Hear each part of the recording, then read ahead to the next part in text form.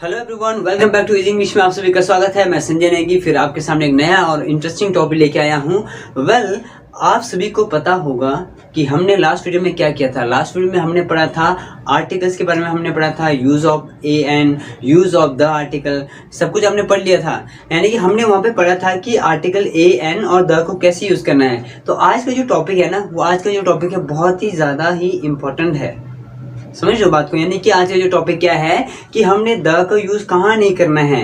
हमने पीछे तो पढ़ लिया था कि द का यूज करना कैसा है, ए एन का यूज कैसे करना है, बट आज का जो टॉपिक है, हमारा टॉपिक ये है कि द का यूज कहाँ नहीं करना है। अगर करना है तो ध्यान से सुनना है, द का यूज कहाँ नहीं करना है, अगर करना है तो कैसे करना है। उसी को हम कहते हैं omission of the article. Omission जो बना है ये हमारा वर्ब है। ओमिट के साथ शन लगा है तो ये हमारा नाउन बनता है, ठीक है ना। ओमिशन का मतलब होता है मिटाना, यानी कि हमने द को कहाँ नहीं रखना है, अगर रखना है तो हमने कैसे रखना है, कब रखना है। तो ये जो टेक्निक्स और जो कॉन्सेप्ट मैं आपके सामने लेके आया हूँ, इस वीडियो को आपने ध्यान से देखना है और इस वीडियो को आप मिस बिल्कुल मत कीजिए, क्योंकि ये इंपॉर्टेंट टॉपिक है, बहुत ज़्यादा इंपॉर्टेंट है। अगर आपको मैं बोलूँगा कि इंपॉर्टेंट है तो वो ठीक है, थोड़ा बहुत इंपॉर्टेंट, पर बहुत ज़्यादा है मीन्स कि इसका बहुत ज़्यादा यूज़ होने वाला है। क्यों होने वाला है और कहाँ होने वाला है। जैसे आप राइटिंग स्किल करते हो, आप राइटिंग करते हैं, पैराग्राफ लिखते हो, अपने बारे में कुछ लिखना चाहते हो, तो हम क्या करते हैं ना कि जहाँ मन करे वहाँ पे द लगा देते हैं, जहाँ मन करे हमने द नहीं लगाते हैं। और ज़्यादातर लोग कंफ्यूज होते हैं कि द लगाएं कैसे,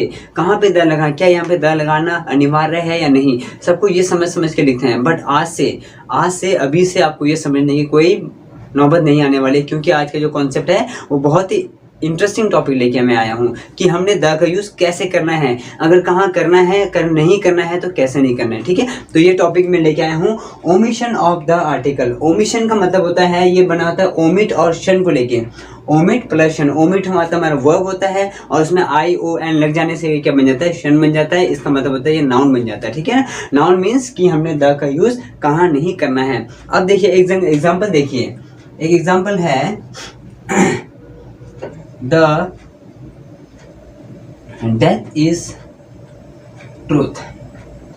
कितने लोगों को द डेथ इज ट्रूथ, अब कितने लोगों को ये एग्जाम्पल सही लग रहा है, बताइए।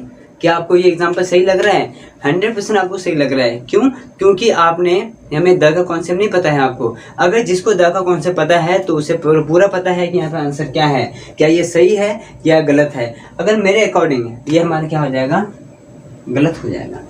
क्यों गलत हो जाएगा? क्योंकि यहाँ पे क्या लगा है, द लगा है, तो गलत हो जाएगा। समझ गए। और एग्जाम्पल देखिए दूसरा, जैसे लिखा मैंने द लव इज ग्रेट, ये भी गलत हो जाएगा। तो सही क्या होगा, सही क्या होगा?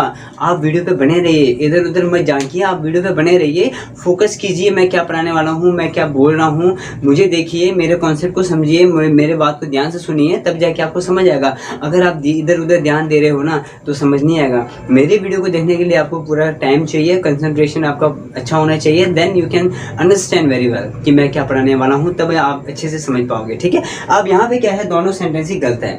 और दूसरा एग्जाम्पल जैसे लिखा मैंने the love between Raj and Simran. Raj and Simran is immortal. The love between Raj and Simran is immortal. तो ये सेंटेंस क्या है, बिल्कुल सही है। अब आप बोलेंगे सर क्या है ये, क्या ये मजाक चल रहा है, आप ये सोच रहे होंगे ना। आपको ऐसा लग रहा होगा कि यहाँ भी लव है, यहाँ भी लव है, बट यहाँ पे द लगा दिया तो ये गलत हो गया, यहाँ पे द लगा दिया तो सही हो गया। क्यों सही हो गया?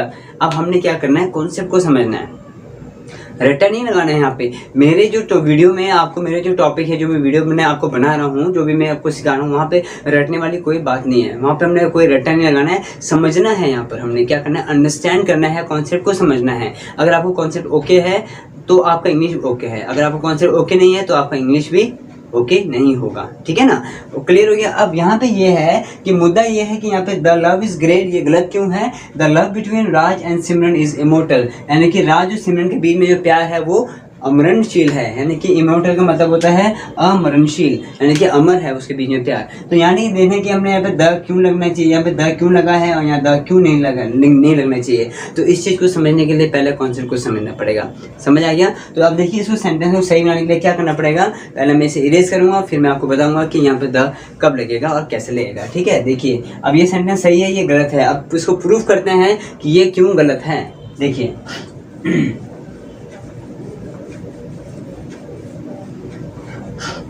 ओके अब मेरे बात को ध्यान से सुनना है, वेट करके रखना है यहाँ पे माइंड को। अब मैं जो बोलने वाला हूँ उसको अपने साथ के साथ नो यूज करना है, अपने साथ साथ क्या करना है, कॉपी में नोट करना है। अब लिखिए नो आर्टिकल। नो आर्टिकल मतलब यहाँ पे सिर्फ द का बात हो रहा है, ए एन की बात नहीं हो रहा है। No article use before, no article use before mother, father, brother, sister, uncle, aunty, birth, life, death, science, game, sports, lunch, dinner. सुन रहे हो बात को? लंच, डिनर हो गया, नेचर हो गया, इन सब के साथ हम क्या करेंगे, द आर्टिकल का यूज नहीं करेंगे। दोबारा सुनना चाहते हो? दोबारा सुनिए। नो आर्टिकल यूज बिफोर, यानी कि यहाँ पे द की बात हो रहा है। No article use before mother, father, brother, sister, uncle, aunty, science, nature, life, death, birth and game, sports, lunch, dinner, इन सब के साथ हम क्या करेंगे, द आर्टिकल का यूज नहीं करेंगे। पहला कॉन्सेप्ट बोलता है no article use before, no article use before mother, father, brother, sister, uncle, aunty सब कुछ आएगा इसमें। उसके बाद आपका आएगा डिनर, लंच, ब्रेकफास्ट, ठीक है। इसके बाद आएगा life, death, love, science, nature, meal, इन सब का नो आर्टिकल यूज बिफोर, यानी कि यहाँ पे नो आर्टिकल मतलब किसका यूज हो रहा है, द का। हमने इन सबसे पहले द आर्टिकल का यूज नहीं करना है। कब नहीं करेंगे, व्हेन, या लिख सकते हैं when these words are used in general sense, यानी कि mother, father, brother, sister, uncle, aunty, grandfather, grandmother, grandson, granddaughter, सबके साथ हमने द यूज नहीं करना है। Dinner, lunch, breakfast, life, death, love, science, nature, meals, इन सबके साथ हम द आर्टिकल का यूज नहीं करेंगे।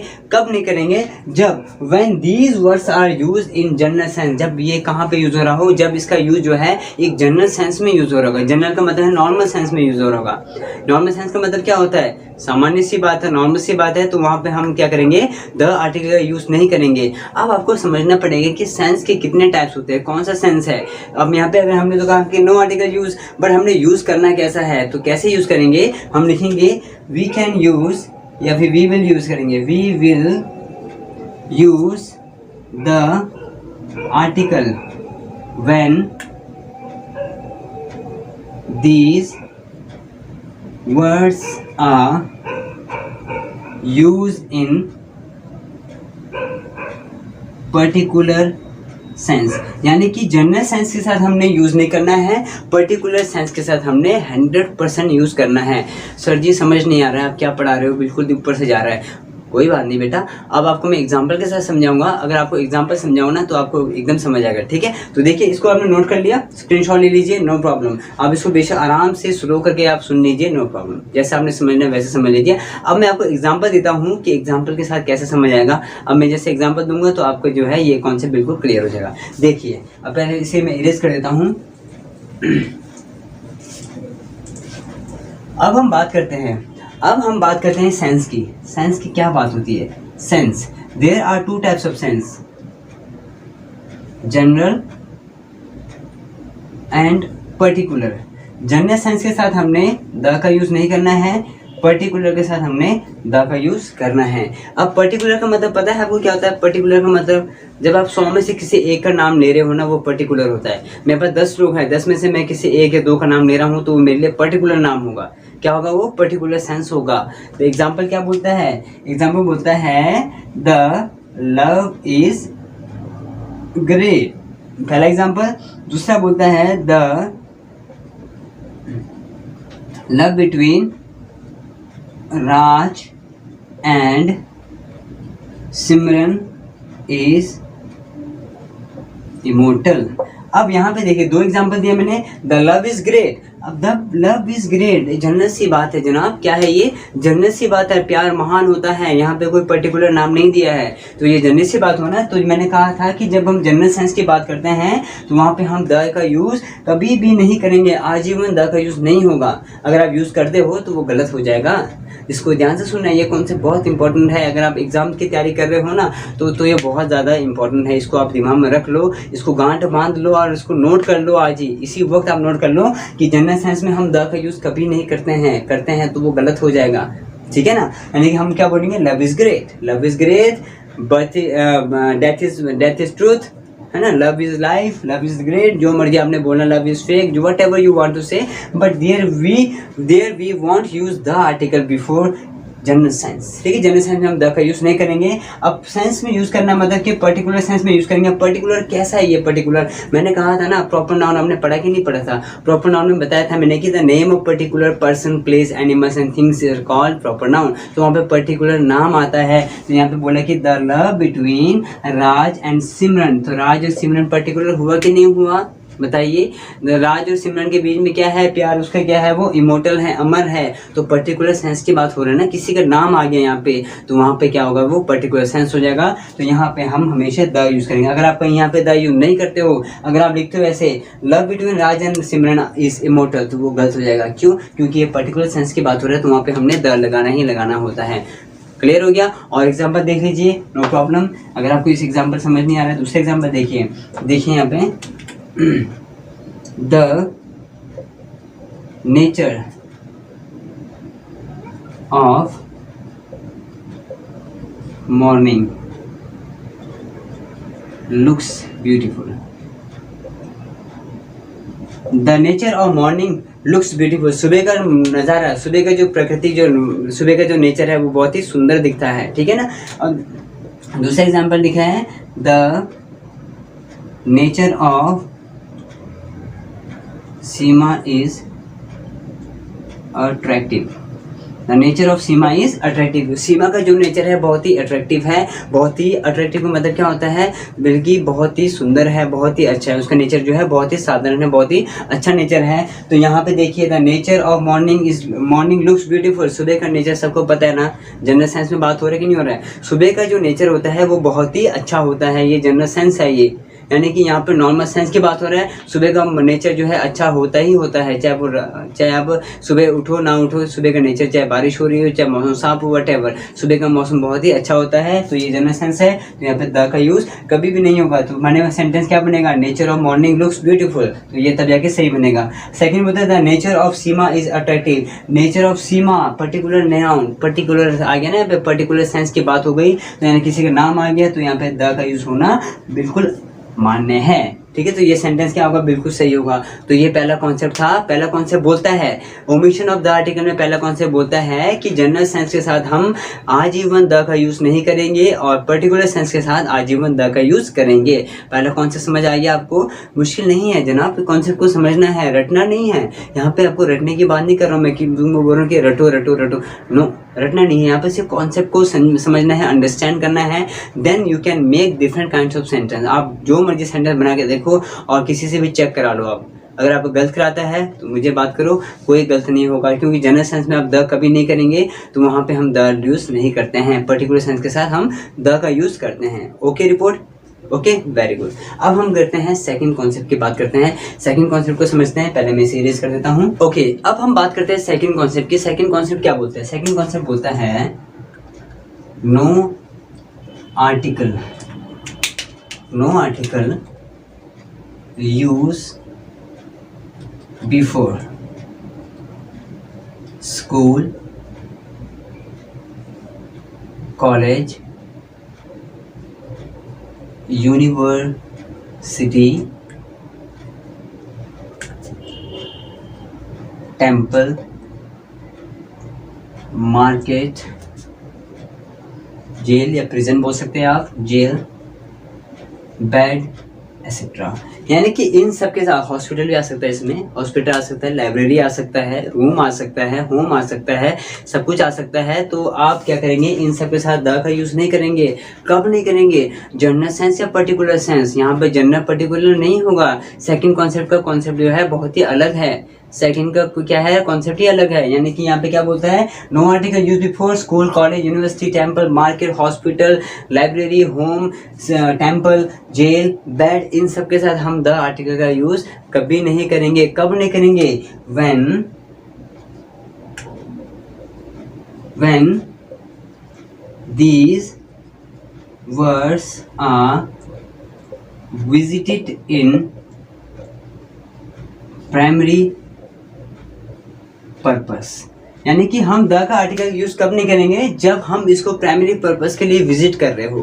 प्राइमरी पर्पस का मतलब क्या होता है, प्राइमरी पर्पस का मतलब होता है अगर मैंने स्कूल जाना है, स्कूल जाने का मेन प्राइमरी पर्पस क्या है, पढ़ने जा रहा हूँ। अगर मैं वहाँ पे पढ़ने जा रहा हूँ तो वहाँ पे द का यूज नहीं करेंगे। अगर आप पढ़ने के बजाय वहाँ पे खेलने जा रहे हो तो वो हमारा सेकेंडरी पर्पस हो जाएगा, तो वहाँ पे हम द यूज करेंगे। ठीक है, तो हम लिख सकते हैं यहाँ पे we use article the, we use the article when these words are visited in secondary purpose. अब बोलते हैं द आर्टिकल यूज तब करेंगे जब हम यहाँ पे क्या कर रहे हैं, किसी सेकेंडरी पर्पस के लिए जा रहे हैं। प्राइमरी पर्पस का मतलब क्या होता है, अगर स्कूल जा रहे हैं तो स्कूल जाने का प्राइमरी पर्पस है पढ़ना। ठीक है ना, सेकेंडरी पर्पस क्या हो गया, खेलना।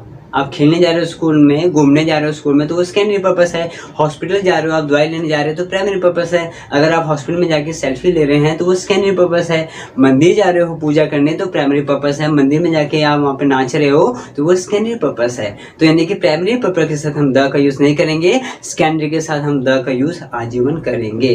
कॉन्सेप्ट समझ आ रहा है बात को। यहाँ पे हम यहाँ पे जनरल साइंस की बात नहीं करेंगे, यहाँ पे पर्पस की बात करेंगे। पर्पस क्या होता है, तो वही मैंने आपको बता दिया कि पर्पस क्या होता है। देखिए एग्जाम्पल दे रहा हूँ मैं, इसे आप नोट कर लीजिए। वेल डन, बहुत ही इंटरेस्टिंग टॉपिक है ये, बहुत ही मज़ा आएगा आपको इस चीज़ को समझने के बाद। अगर आप इस कॉन्सेप्ट को समझ दोगे ना तो मुझे ज़रूर याद करोगे, आप मुझे 100% याद करोगे कि सर ने बताया था कि यहाँ पे प्राइमरी का यूज़ करना नहीं है, सेकेंडरी का यूज़ करना है, क्योंकि ये आपके लाइफ का सवाल है। तो मैं आपके लाइफ से कभी नहीं खेलूँगा, मैं आपको मजाक नहीं करूँगा। यहाँ पे मैं आपको पढ़ा रहा हूँ क्योंकि आपको सिखाना है, यहाँ पे पढ़ना नहीं है, सीख रहे हो आप। ठीक है ना, तो ध्यान दीजिए। अब देखिए मैंने क्या लिखा, एक एग्जाम्पल दिया मैंने, बेड बनाया।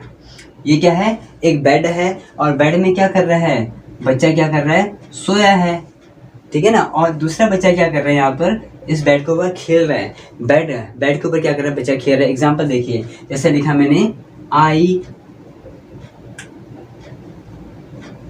Sleep in the bed, I sleep in bed, I sleep on bed. बताइए कौन सा सेंटेंस सही होगा, जल्दी बताइए, कमेंट करके बताइए आपका सेंटेंस कौन सा सही होगा। देखिए आई पहले क्या बोलता है, I sleep in the bed, मैं बेड में सोता हूँ। आई स्लीप इन बेड, मैं बेड में सोता हूँ। आई स्लीप ऑन बेड, मैं बेड पर सोता हूँ। तो कौन सा सेंटेंस सही होगा, मैं आपको गारंटी देता हूँ सबके दिमाग में अभी जो है ना, सबके दिमाग में क्या चल रहा है कि सर लास्ट वाला ही हमारा सही लग रहा है मेरे को। तो आप यही सोचते हैं, आप हमेशा बोलते हैं ना आई स्लीप ऑन बेड, बोलते कि नहीं बोलते। अगर आप बोलते हो, अगर आपके दिमाग में ये चल रहा है तो बिल्कुल गलत है, दिमाग से निकाल दीजिए। अब आप सोच रहे हैं सर क्यों, क्या हो गया यहाँ पे गलत, यहाँ पे इसलिए गलत है क्योंकि ऑन यूज़ कर दिया। ऑन का यूज़ है ना, ऑन का यूज़ पता है, जब कोई चीज़ किसी चीज़ के ऊपर सटा हो, ऐसे सटा हो ना, तो वहाँ पे ऑन यूज़ करते हैं। अब हम बेड की बात करते हैं, अगर हम बेड में सो रहे हैं तो हम क्या करते हैं, वहाँ पे ऑन यूज़ कभी नहीं करते हैं। सोने के लिए हम बेड पे कभी ऑन यूज़ नहीं करते। क्यों नहीं करते हैं, क्योंकि जब हम बेड पे सोते हैं तो हम अपने आप को कवर करते हैं। अगर कवर करते हैं तो हम उसके अंदर चले जाते हैं। किसके अंदर, ब्लैंकेट के अंदर जाते हैं, क्वाइल के अंदर जाते हैं, तो वो इन हो गया ना। जब कोई चीज़ पहले से अंदर हो तो वहाँ पे इन यूज़ करते हैं, तो वहाँ पे हमेशा इन लगाएंगे, तो ऑन कभी भी यहाँ पे नहीं लगेगा। प्रेपोजिशन गलत है। तो क्या सर ये सेकंड वाला सही होगा, सेकंड वाला क्या होगा हमारा, बिल्कुल सही होगा।